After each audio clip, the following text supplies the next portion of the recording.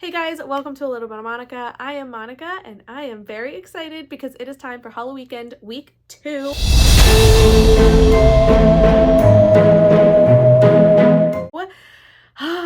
Last week was such a good week and I cannot wait to bring another great weekend into the month of October. This week I am going to try to read at least 2 books, and I'm adding a third to my list to see if I can challenge myself and get a third book in for the weekend. We will see, because I'm pretty sure I have family visiting, which means there might be less time to read, but I'm gonna try my best and I'm gonna put 3 books onto my list for this week. With that said, let's dive into my Halloweekend week 2 TBR. First off, I'm going to be reading Delicate Condition by Danielle Valentine. This book I will be buddy reading with Lexie and Michelle. The 3 of us really wanted to read this book together because I think we're all terrified of it. So there's nothing like being terrified together.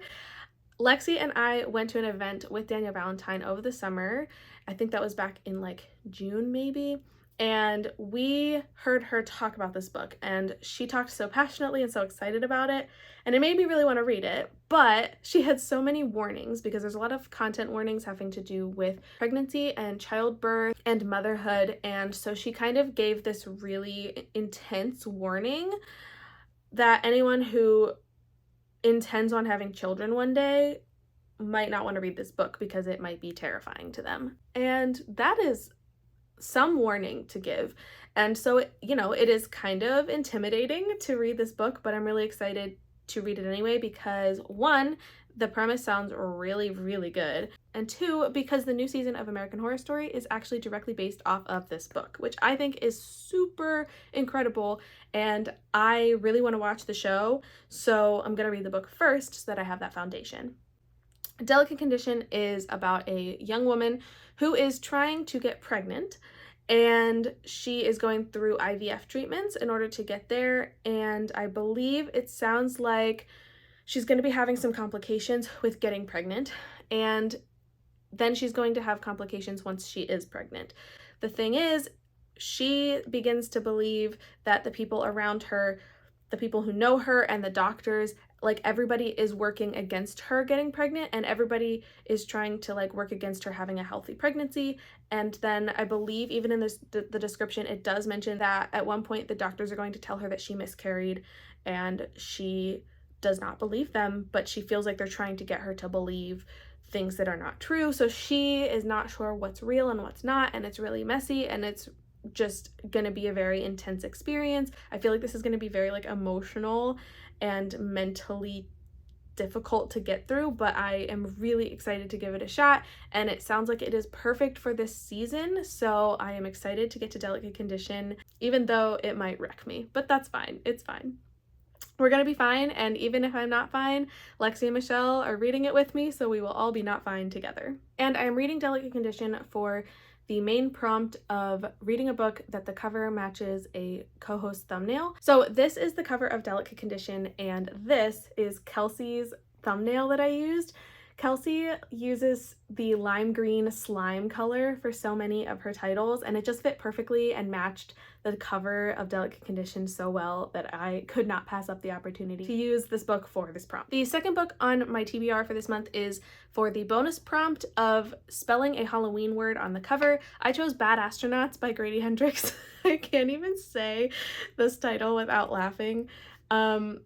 This book just cracks me up, like the very concept of it. So the way that this fits into the prompt is I decided to spell the word haunt, which is very ghost-centric, very spooky, Halloween themed. And the way I did this was to use the H in Hendrix, and then the A, the U, the N, and the T. And so that spells haunt. And so this fits into that category. This book, I feel like, is one of those books that Grady Hendrix probably doesn't hear very much about because he has so many other really well-known popular books.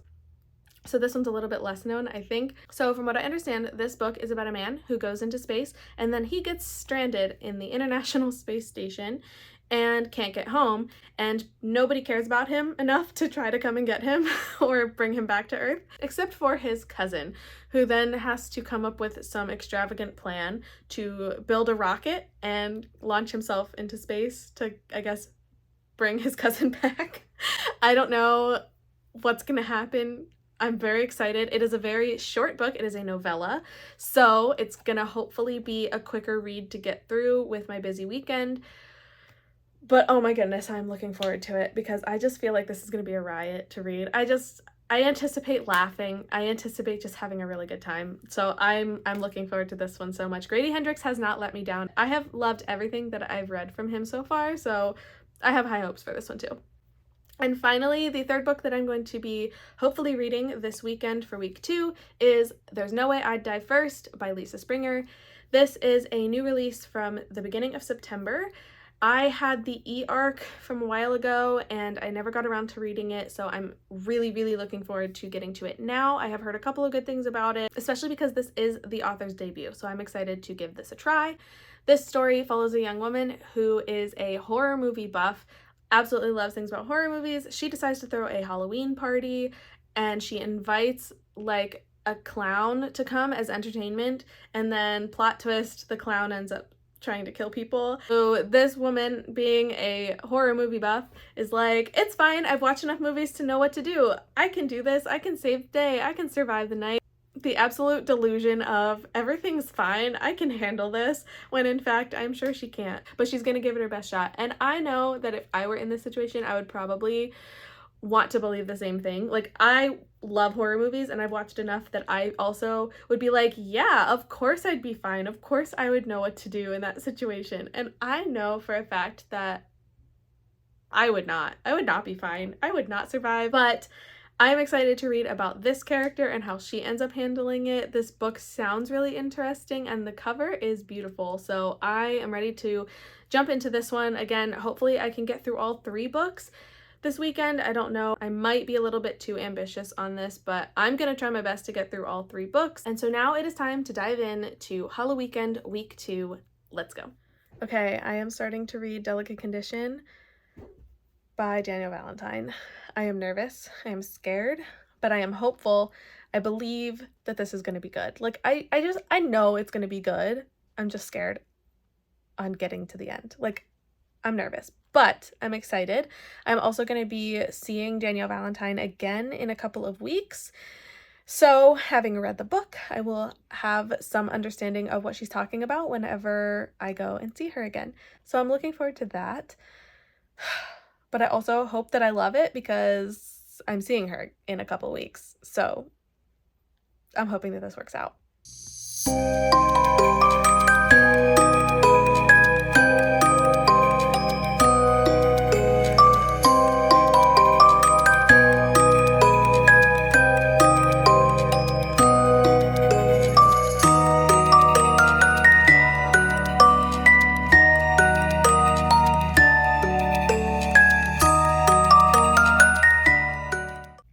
Okay, so first of all, I love my little ghosty reading books t-shirt because 'tis the season. And also, I am at 50% of Delicate Condition. This book is stressful. It's got me stressed. The main theme of this book is gaslighting the main character, Anna, into thinking things are wrong, into thinking things are fine, into thinking all the things. And it's so hard to tell, like, who's a good guy and who's, like, out to get her. So that's interesting. I don't know where this is going. I don't know what's going to happen, but I am enjoying it so far.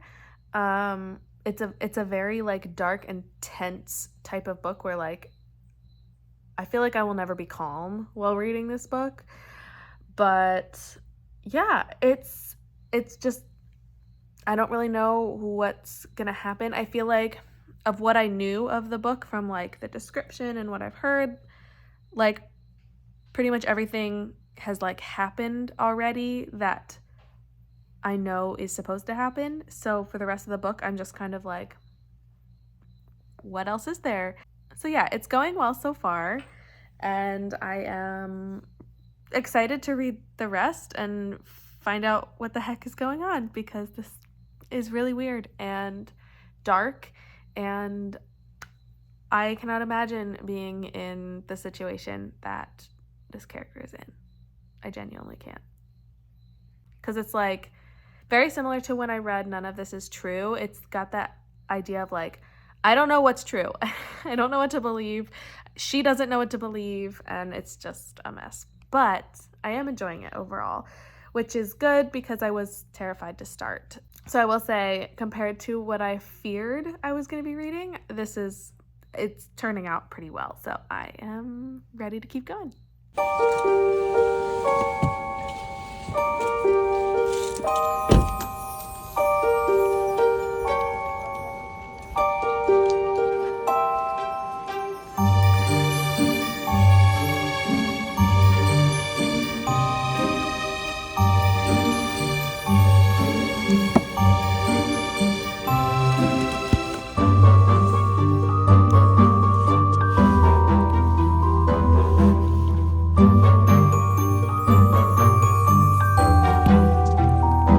So I just went into the library to pick up Assistant to the Villain by Hannah Nicole Mayer. This book, I'm so excited to read, by Libby Holt on the audio, came in like a week and a half ago. I don't know, I have like a week left, so I am excited to read this next week. And then I am meeting the author on Saturday the 14th. So I'm excited to read this first, and then I will be meeting the author and getting a copy of the book signed that day. So I am really excited for that. And then the second book I picked up from the library is Strange Sally Diamond by Liz Nugent. This book, there's a weird glare from the sun, but this book I have heard nothing but good things from Lexie, Michelle, like literally everybody who's read it. So I'm excited to read this one, and I have no idea when I'll get to it, but I have it in my possession for the next like 2 weeks. So I'm excited to read. Okay, so I finished reading Delicate Condition by Danielle Valentine, and I ended up liking this a lot. I gave this 4 stars, and I feel like this book really turned around for me. The first thing is I feel like over the course of the book, the gaslighting made more sense. Not that it like slowed down or stopped by any means, because like I still stand by the fact that if I could describe this book in one word, it would be gaslighting, because that is literally the whole thing that happens. But I do think that over the course of the book, it started getting better to the point where like it made more sense. And by the end of the book, I ended up really liking where the story went. And I think that the horrors that I was afraid of were actually quite tame in comparison to what I was anticipating, which I think helped me enjoy the book a lot too, is knowing that it was not as bad and like nerve-wracking as I really was afraid it would be. Don't get me wrong, I was tense for the entire book.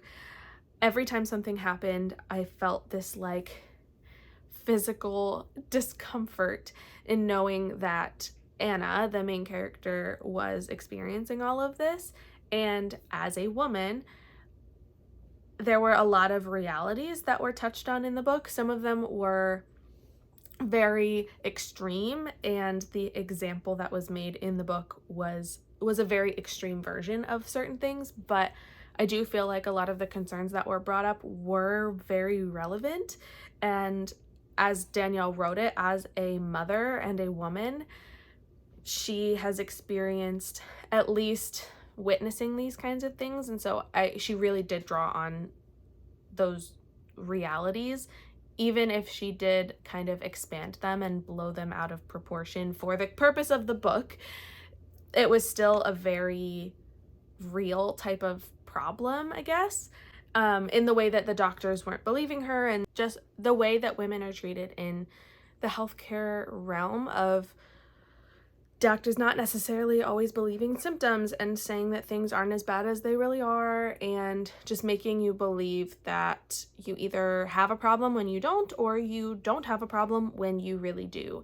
And I think that that happens more often than it should by any means, and I think it happens more often than we know of, really. And so drawing attention to that in this book was really deep and intense, and it really built upon the story.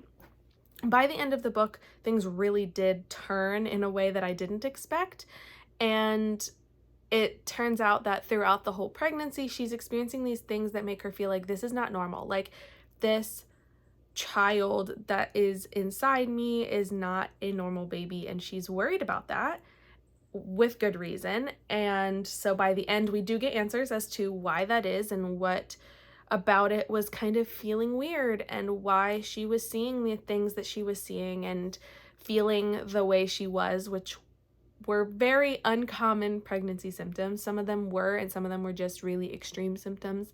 And so that was really interesting to kind of see it all come together. And I really did like the way that it all happened at the end, the way you understand who was involved and why, and kind of the way things snowballed almost out of control at one point. But then you find out that in the end, everything really was very strategic and thought out throughout the process of the book. And yeah, I just thought it was done really well. I think I ended up enjoying it the whole way through, despite my like terror going into it.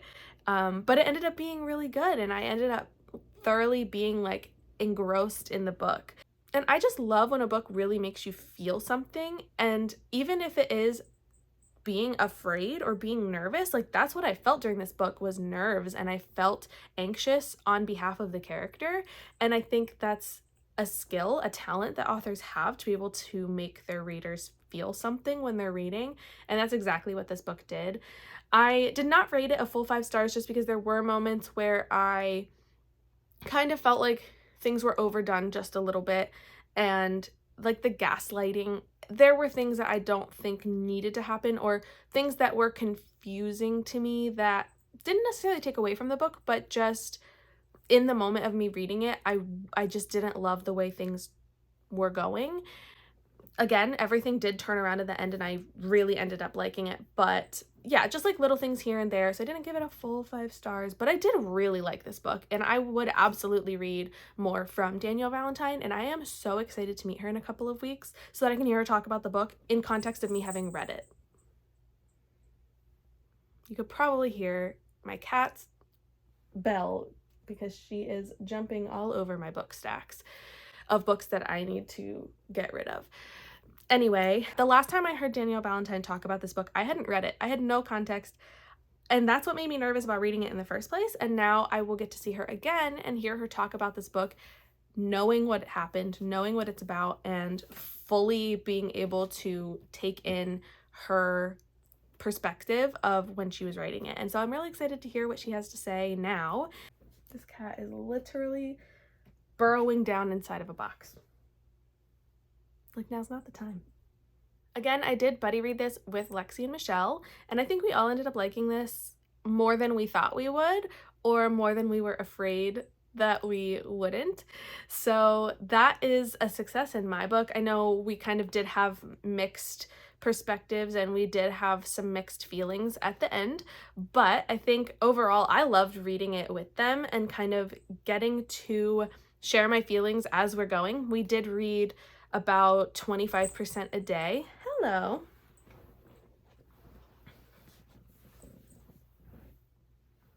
We did read about 25% per day, so we read it in 4 days, and getting to share just kind of like what we were thinking each day as we stopped was really a good way of pacing your judgment too, and seeing how your opinion changes throughout the process of reading the book.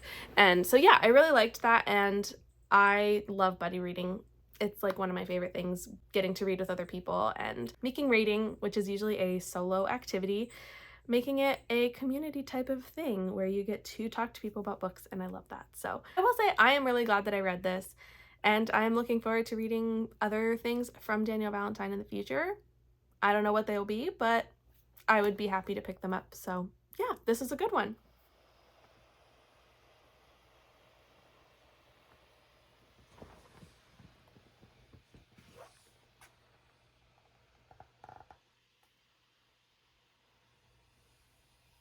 Okay, so I am getting ready to start Bad Astronauts by Grady Hendrix, and I'm really excited for this book. I know it sounds like it's going to be a lot more science fiction than his other books that I've read, which are more horror. So this is going to be really different than what I've read from him so far, but I'm excited because the very concept of it sounds interesting, and just in general, it just feels like a funny concept. So I am very excited. It's also very short because it is a novella, so it's going to be a pretty quick read, and I am reading this during sprints tonight, so I am hoping that I can get through the whole book probably in one night, which is really great for me, and I'm very eager to see what this is. I remember when I first got the book that I was just like flipping through the pages, and I saw like the one page I paused on for like half a second, and I saw that it said something about like porta potties and duct tape, and I just knew that this was going to end up being like a really wild, chaotic type of book. So I can't wait to experience this.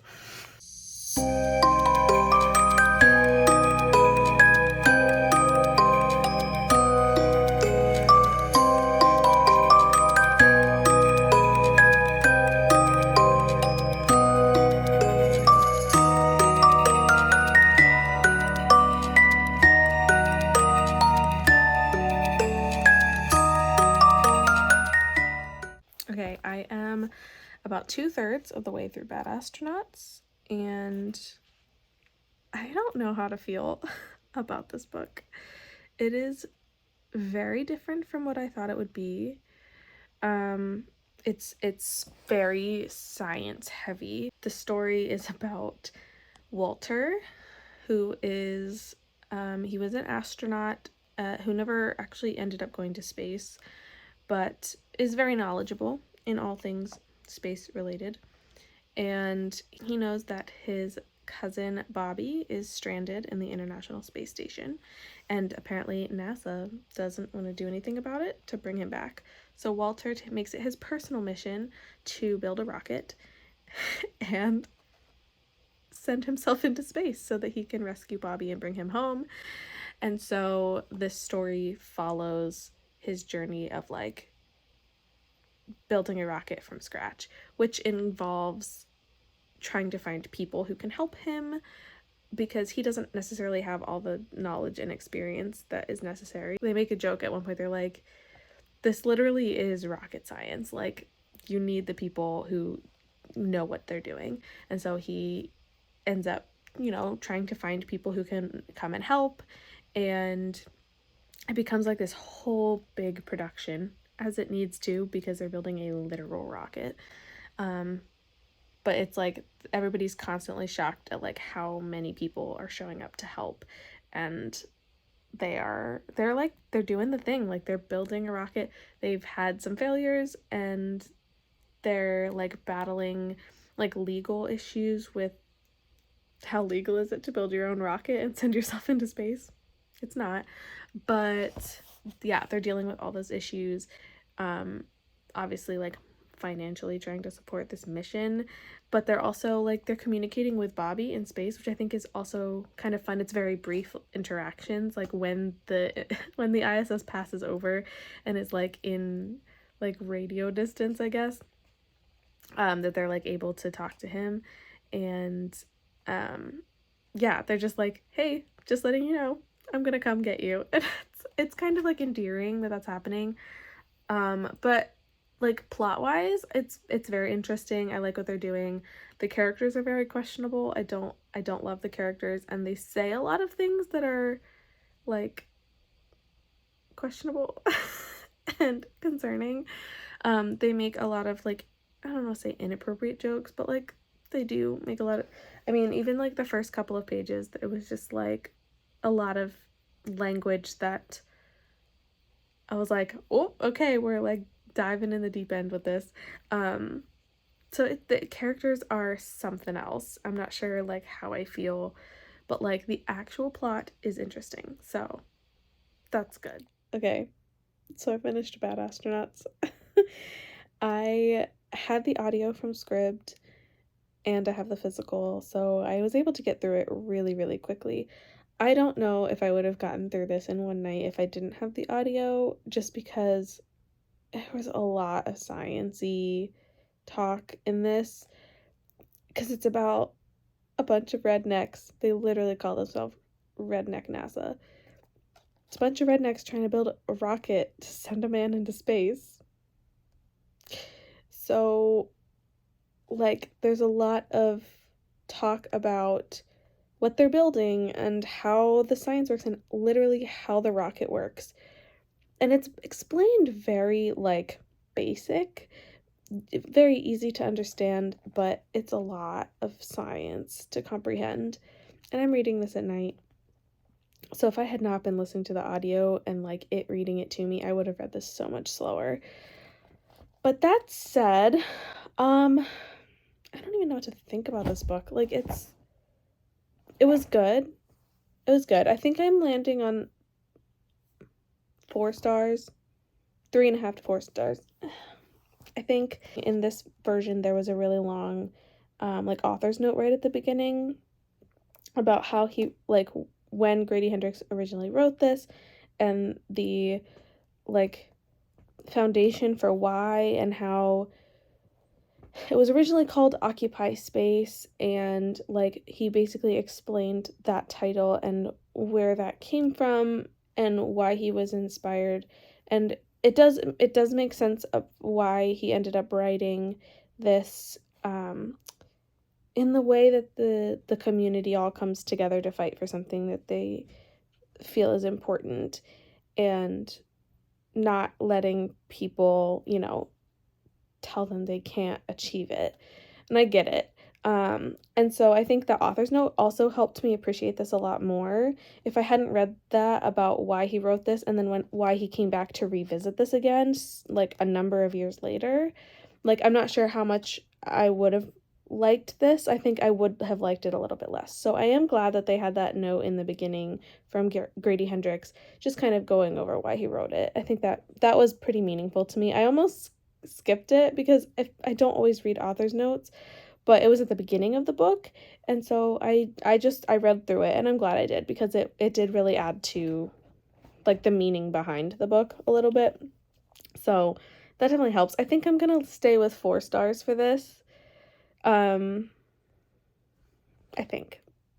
But yeah, it was good. It was good, and I had a good time reading it. It was very quick. So, like, anyone who loves space type things and redneck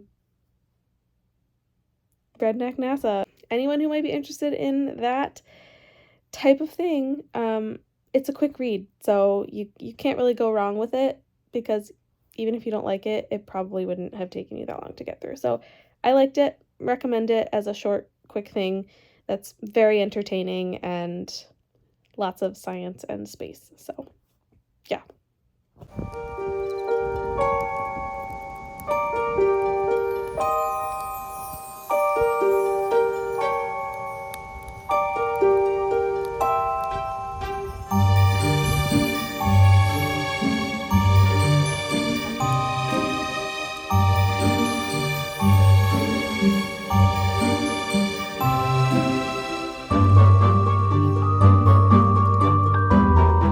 Okay, we have come to the end of weekend 2 of Halloweekend Readathon, and once again, this was a really great weekend. I feel really good with how much progress I made, the books I read, and everything that got done.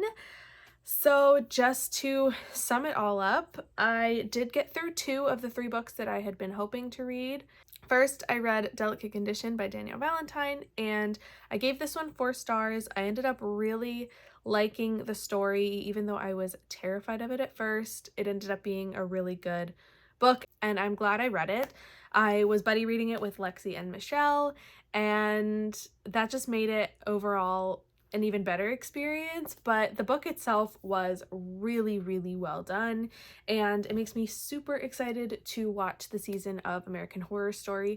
I actually haven't watched the show before, but I've heard a lot of good things about other seasons, and I watched, it was like the anthology season, I think it was American Horror Stories, plural, that they put up like maybe a year or two ago, and I watched those and probably shouldn't have because I think some of them had context with the like full-length seasons that I hadn't watched before, but it's fine because watching that made me want to watch the rest of the show.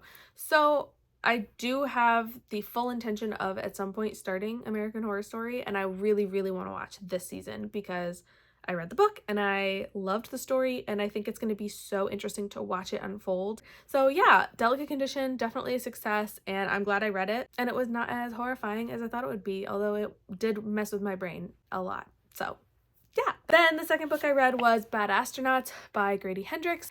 This book I also gave 4 stars, and I think I would probably lower it to like 3.5 the more I think about it, but I still can round up to 4 because this book was genuinely like, it was a good time. If you think too critically about it, just don't. The just basis of it is ridiculous, and the whole, I just like can't wrap my mind around the fact that this man genuinely was like, I was an astronaut once, which means I know how to build myself a rocket from scratch with none of the tools that NASA has because we are building it in my backyard.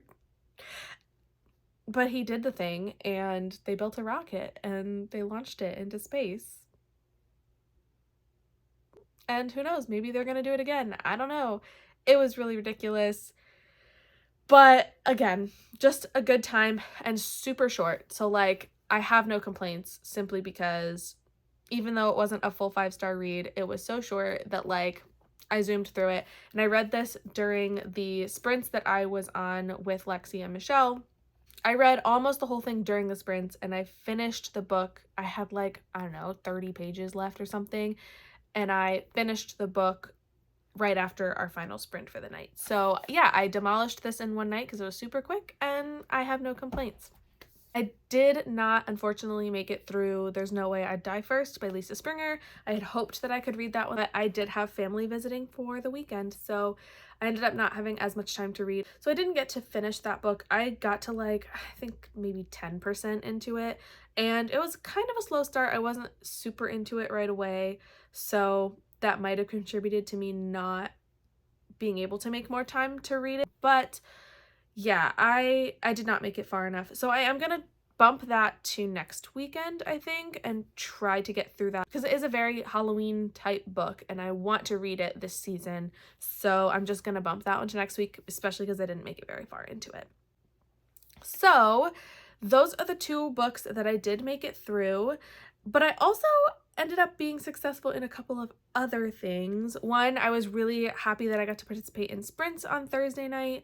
And then 2, I also completed one of the Halloweekend photo prompts, which, if you are unfamiliar with those, there are 5 photo prompts that are very similar to the book prompts where the goal is to do like 1 per weekend so that you get through all 5 in the month.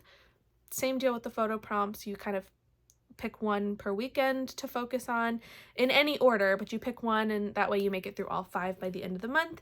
And I did my TBR picture last week, and then this week I kind of played around with which one I wanted to do, but I ended up actually went a lot smoother than I thought.